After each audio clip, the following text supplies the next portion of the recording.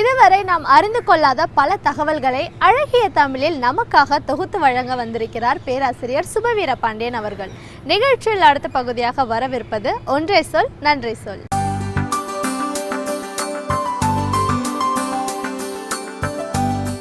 அனைவருக்கும் வணக்கம். சென்ற வாரம் விருதுநகருக்கு ஒரு நிகழ்ச்சிக்காக சென்றிருந்த போது விருதை பெரியார் வ. ராமசாமி என்னும் நூலை நண்பர்கள் மேடையில் எனக்கு அளித்தார்கள்.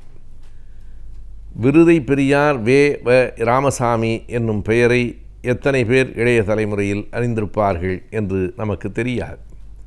பெரியவர்களில் கூட விவிஆர் என்று சொன்னால்தான் எல்லோருக்கும் தெரியும்.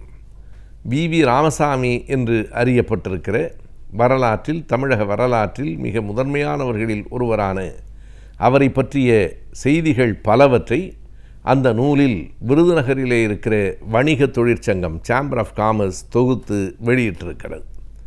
பொதுவாக விருதுநகர் என்று சொன்ன உடனே காமராஜர் பிறந்த மண் என்பதை நாம் அத்தனை பேரும் அறிவோம்.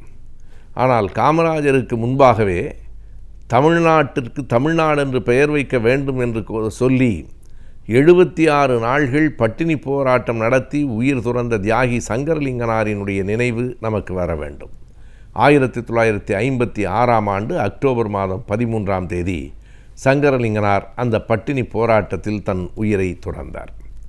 அவருக்கு முன்பாக 3 பெரிய மனிதர்களை, மாமனிதர்களை தமிழகம் கண்டிப்பாக நினைவிலே வைத்து கொள்ள வேண்டும். ஒருவர் PS சிதம்பரனார், இன்னொருவர் MSP செந்திக்குமாரர், மூன்றாவது வ. ராமசாமி. இவர்கள் மூவரையும் அவர்களின் சாதி பட்டங்களோடு சேர்த்து சொன்னால்தான் எல்லோருக்கும் தெரியும் என்பதை நாம் அறிவோம். செந்திக்குமார நாடார் என்று சொன்னால் அந்த பெயரை அறியாதவர்கள் விருதுநகர் பகுதியிலோ தென் மாவட்டங்களிலோ இருக்க முடியாது. ஆனாலும் சாதிய பட்டம் இல்லாமல் சொல்லி பழக வேண்டும் என்பதனாலே சிதம்பரனார், செந்திக்குமாரர், ராமசாமியார் என்று நாம் அவர்களை குறிப்பிடலாம். இந்த மூவரும் அந்த மண்ணுக்கும் இந்த தமிழ்நாட்டுக்கும் செய்திருக்கிற தொண்டு மிக பெரியது. சுருக்கமாக சொல்ல வேண்டுமானால் 1910 தமிழ்நாட்டிலேயே முதலாக பெண்களுக்கான ஒரு பள்ளிக்கூடத்தை நிறுவியவர் சிதம்பரனார் தான். PS சிதம்பரநாடார் என்று அறியப்படுகிற அந்த பெரிய மனிதர் 1910 ஒரு மரத்தடியில் பெண்களுக்கான பள்ளிக்கூடத்தை தொடங்கினார். அது பிறகு வளர்ந்தது. இன்றைக்கும் அதுபோல விருதுநகரில் இருக்கிற செந்திக்குமார நாடார் கல்லூரியை அறியாதவர்கள் இருக்க முடியாது. 1947 தொடங்கப்பட்ட கல்லூரி அது. அதுபோல விருதை ராமசாமியார் அவர்கள்தான் அந்த பகுதியிலே சுயமரியாதை இயக்கத்தை வேரூன்றுவதற்கு வழி செய்தவர்கள். எனவே இந்த 3 மனிதர்களையும், சங்கரலிங்கனாரையும் காமராசரையும் நினைவு கொள்ளாமல் நாம் விருதுநகர் மண்ணிலே கால் வைக்க முடியாது. இன்றைக்கும் வி. ராமசாமி அவர்களின் பெயரால் பல்வேறு விதமான நிறுவனங்கள், மன்றங்கள் அங்கே நடைபெற்று கொண்டிருக்கின்றன. வான்புகழ் வளர்தமிழ் மன்றம் போன்ற மன்றங்களுக்கெல்லாம் இவர்களினுடைய பரம்பரையினர், வாரிசுகள் துணையாக நின்று ஊக்குவித்து கொண்டிருக்கிறார்கள். எனவே தமிழுக்கும், தமிழ் மொழி நாட்டுக்கும் அவர்கள் செய்திருக்கிற தொண்டுகளை நம்மாலே பார்க்க முடிகிறது. வி. ராமசாமி என்று அறியப்படுகிற, சுருக்கமாய் விவிஆர் என்று அறியப்படுகிற அவரை பற்றிய பல செய்திகளை நாம் கண்டிப்பாக அறிந்து கொள்ள வேண்டும். அவர்தான் சுயமரியாதை மாநாட்டினுடைய 3வது மாநாட்டை விருதுநகரில் நடத்தியவர். 1929 செங்கல்பட்டில் நடைபெற்ற சுயமரியாதை மாநாடு பலருக்குள்ளேயும் ஒரு மாற்றத்தை கொண்டு வந்தது. அப்படி ஒரு பெரிய மாற்றத்தை அது விவிஆர் அவர்களுக்குள்ளேயும் கொண்டு வந்தது. அவரே எழுதுகிறார், அந்த மாநாட்டுக்கு நான் விருதுநகரிலிருந்து செங்கல்பட்டுக்கு போனேன். செங்கல்பட்டுக்கு போகிற போது வி. ராமசாமி நாடாராக போனவன் வருகிற போது நாடார் என்கிற சாதி பட்டத்தை விட்டொழித்துவிட்டு வி. ராமசாமியாக திரும்பினேன் என்று எழுதுகிறார்.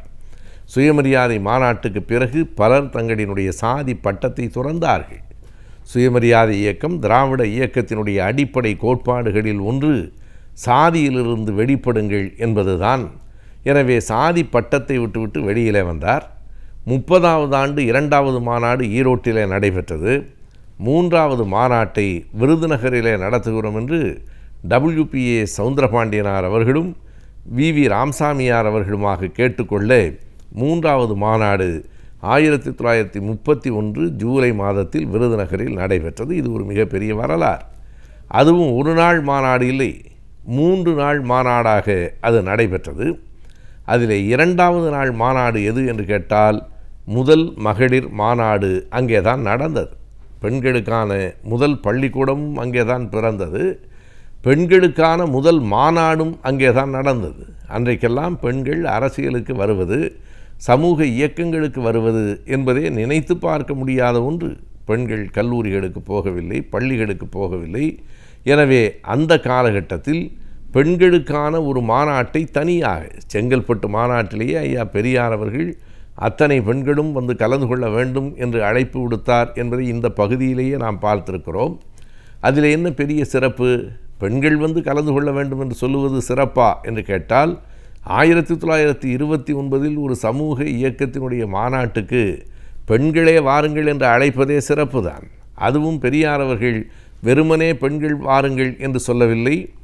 பெண்களில் என்னென்ன பிரிவினர் இருக்கிறார்கள் என்று குறிப்பிட்டு திருமணம் ஆன ஆகாத பெண்களே வாருங்கள், வேலை பார்க்கிற பெண்களே வாருங்கள், கணவனை இழந்த கைம்பெண்களே வாருங்கள், எல்லாவற்றையும் தாண்டி அவர் கடைசியாக எழுதியிருக்கிற அந்த தொடர் இருக்கிறதே, விபச்சாரி என்று அறியப்படும் பெண்களே நீங்களும் வாருங்கள் என்று பெரியார் அழைத்தார். விபச்சாரி என்று அறியப்படும் பெண்களே வாருங்கள் என்று சொல்லுவதற்கு இன்றைக்கு கூட எந்த மாநாட்டிற்கும் அப்படி அழைப்பதற்கு நமக்கு இன்றைக்கு துணிச்சல் இருக்காது. ஆனால் 1929 பெரியார் அப்படி அழைத்தார். அதனுடைய தொடர்ச்சியாகத்தான் 1931 ஆண்டு அப்படி முதல் பெண்களுக்கான மாநாடும் அங்கே நடைபெற்றது. அந்த மாநாட்டை நடத்தியவர்களிலும் முதன்மையானவர் 2 பேர் முதன்மையானவர்கள். அவர்களிலே ஒருவர் V.V. ராமசாமி அவர்கள்.